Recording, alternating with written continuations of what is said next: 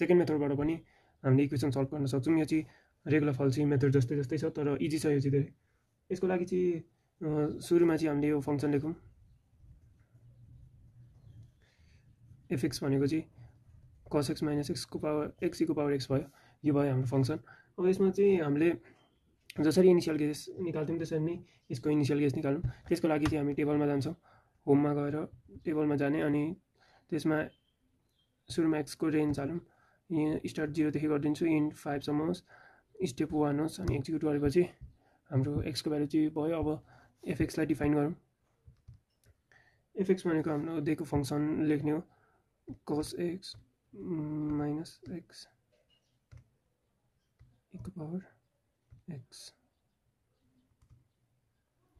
FX को value पनि आयो। अब हामीले हेर्न सक्छौँ x इक्वल टु 0 हुँदाखेरि एफएक्स पोजिटिभ छ, x इक्वल टु 1 हुँदाखेरि एफएक्स नेगेटिभ छ भनेपछि हाम्रो रुट भनेको 0 र 1 को बिचमा हुने भयो। त्यही भएर इनिसियल केसमा x0 भनेको 0 भयो, x1 भनेको 1 भयो। यसले पोजिटिभ भ्यालु दिइरहेको थियो भने यसले नेगेटिभ भ्यालु दिइरहेको थियो, त्यही भएर हाम्रो रुट भनेको यो र यसको बिचमा हुने भयो। अब के गर्नुपर्छ भने अब फेरि टेबल बनाउनुपर्छ। टेबलमा चाहिँ हामीले नम्बर अफ इटरेसन लेख्यौँ, अनि x0 लेख्यो, x1 लेख्यो, अनि x2 लेख्यो। यो x2 भनेको चाहिँ के हो भने हामीले जस्तो कि बाइसेक्सन मेथडमा मिड पोइन्ट निकाल्थ्यौँ यिनीहरूको, अनि रेगुलर फल्सी मेथडमा चाहिँ जुन फर्मुला हालेको थियौँ यो x2 भनेको पनि त्यही फर्मुला हो। यो x2 लाई म यता लेख्छु। x2 भनेको चाहिँ के हो भने यसलाई लेख्ने छोटो तरिका भनेको fx1 minus fx0 divided by fx1 minus fx0, अनि यता अगाडि x0 यता x1, यही हो यो फर्मुला भनेको चाहिँ।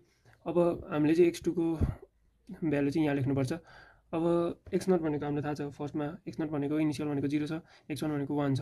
अब x2 लाई चाहिँ लेख्नको लागि fx1 को ठाउँमा यो फङ्सन लेख्नु पर्यो, अनि x को ठाउँमा x1 हाल्दै लेख्नु पर्यो।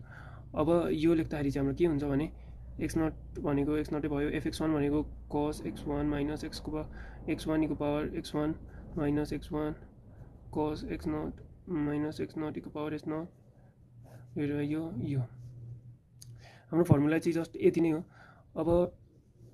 अब यो भनेको अगाडिको मेथड जस्तो भयो, रेगुलर फल्सीको जस्तै। अब यसलाई पनि हामीले क्यालकुलेटरमा हाल्नको लागि चाहिँ हेरौँ, हामी स्प्रेडसिटमा जानुपर्छ। सुरुमा स्प्रेडसिटमा ए बी सी डी र ई छ भनेपछि हामीलाई पुग्नेछ, किनभने x0 लाई हामी ए भन्थ्यौँ, x1 लाई बी भन्थ्यौँ, x2 लाई सी भन्थ्यौँ, अनि fx2 लाई डी भन्थ्यौँ, तर यसमा चाहिँदैन, x2 सम्म मात्रै गर्ने हो। यसमा चाहिँ अब के गर्नुपर्छ भने x2 भनेको सी हो, सी भनेको यो पुरै फर्मुला हो, सी भनेको यो पुरै फर्मुला हो, तर सीमा त यो पुरै फर्मुला आँट्दैन एउटैमा। त्यही भएर हामीले चाहिँ यसलाई टुक्राउनुपर्छ दुईवटा पार्टमा। यसलाई चाहिँ भनिदिउँ डी, यसलाई चाहिँ भनिदिउँ ई, किनभने डी र ई कलम त हाम्रो खाली छ। अब डी र ई लाई फर्मुला हालेपछि यो दुईवटा डिभाइड गर्नु भने सी आउने भयो, सी भनेको डी बाई ई भयो। त्यही भएर डीको ठाउँमा यो माथिको पार्ट हालिदिउँ, ईको ठाउँमा यो तलको पार्ट हालिदिउँ। अब म क्यालकुलेटरमा हाल्छु। सुरुमा ए बी सी अनि डीमा गएँ, डीमा गएपछि फिल फर्मुलामा गएर माथिको पार्ट लेख्नु पर्यो। माथिको पार्ट के छ भन्दा नि x0 छ, x0 भनेको ए हो, अनि इनिसियलमा सुरुको रो हेर्दाखेरि ए भनेको a1 भयो, a1, अनि माइनस x1 भनेको b1। अब यो दुईवटा ब्र्याकेटभित्र फङ्सन लेख्नु पर्यो। यसमा छ cos x1 minus x1 e को पावर x1 भनेको cos b1 minus b1 e को पावर b1। मैले फर्मुला लेखिसकेँ। अब यसको रेन्ज सेलेक्ट गरौँ। रेन्ज भनेको d1 देखि अहिलेको लागि म d10 सम्म यसलाई चलाउँछु, अनि कन्फर्म गरौँ। अब डी को फर्मुला कन्फर्म भयो। अब ई को पनि हालौँ। ईमा हामीले तलको पार्ट हाल्ने भनेको छौँ। अब तलको पार्ट भनेको cos x1 माइनस यही हो, cos x1 minus x1 e को power x1 minus cos x0, म यो लेखिदिनु पर्यो, cos x1 minus x1 e को power x1 minus cos x0 minus x0 e को पावर x0। यति हो तलको पार्ट भनेको। यसलाई चाहिँ ईमा हालौँ हामी। अब यो ईमा हाल्दाखेरि दुईवटा ब्र्याकेट छ यसमा, cos यसको पनि फर्मुला मैले लेखिसकेँ। अब रेन्ज भनेको 1 देखि 10 सम्म लेखिदिउँ।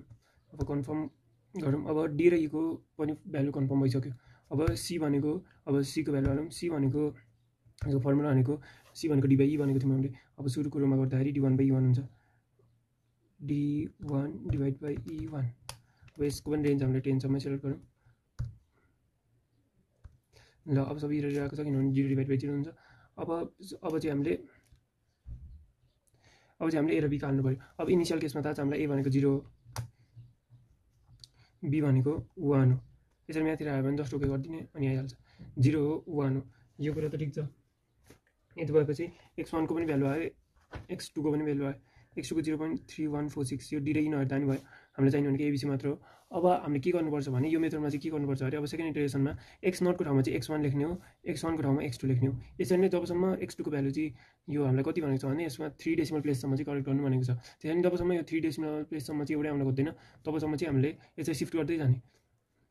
अब यसमा यसको लागि चाहिँ डाइरेक्ट फर्मुला लेख्दा हुन्छ। जस्तै कि अब सेकेन्डमा चाहिँ x1 को ठाउँमा 1 लेख्नु पऱ्यो, x0 को ठाउँमा 1 लेख्नु पऱ्यो, x1 को ठाउँमा 0.3146 लेख्नु पऱ्यो। अब यति गरेपछि x2 को अर्को एन्सर आउँछ। अब त्यसरी नै यसलाई यता लेख्दिने 0.3146। अब यता यहाँबाट जुन भ्यालु आउँछ त्यो चाहिँ यता लेख्दिने x1मा। हो यसरी नै यो चाहिँ हुँदै जाने हो। अब त्यसको लागि चाहिँ हामीले फर्मुला लेख्नु मिल्छ, त्यसरी गर्दै बस्नु पर्दैन। अब हामी चाहिँ यो A1 सेल भयो अहिले भएको, अब तल A2 मा जाने, A2 सेलमा गएपछि फर्मुलामा जाने, फर्मुलामा हामीले यो भनेको A1 भयो, यो भनेको B1 भयो। अब हामी A2 मा छौँ, A2 मा B1 को कुरा हाल्नु पऱ्यो नि त, त्यही भएर A2 मा गएर चाहिँ हामी B1 लेख्दिने, यहाँ गएर सिफ्ट B1 लेख्दिने। अब रेन्ज भनेको 8 सम्मै हाल्नु पऱ्यो कन्फर्म गर्ने।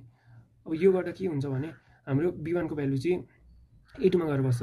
अब यो तल सर्छ, यो त फर्मुला सर्दै जान्छ रेन्ज हालेपछि। अब A3 मा गएर चाहिँ B2 को भ्यालु, यसरी नै यो चाहिँ सर्दै जाने हो। अब B2 मा गएर फेरि फर्मुला हालौँ, B2 मा गएर चाहिँ कुन हाल्नु पऱ्यो, यो भनेको B2 भयो, यो भनेको C1 भयो, B2 मा C1 हाल्नु पऱ्यो। अब B2 मा गएर हामी C1 हालौँ, C1 हालेर रेन्ज भनेको हामीले 10 सम्म राख्नुपर्छ।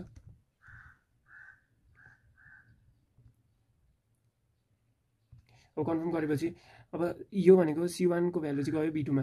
अब त्यसै गरी यो त तलसम्म जाने हो, त्यही भएर B2 बाट B3 हुन्छ, C1 बाट C2 हुन्छ। अब C2 को भ्यालु जान्छ B3 मा। त्यसरी नै यो चाहिँ बढ्दै बढ्दै जाने हो।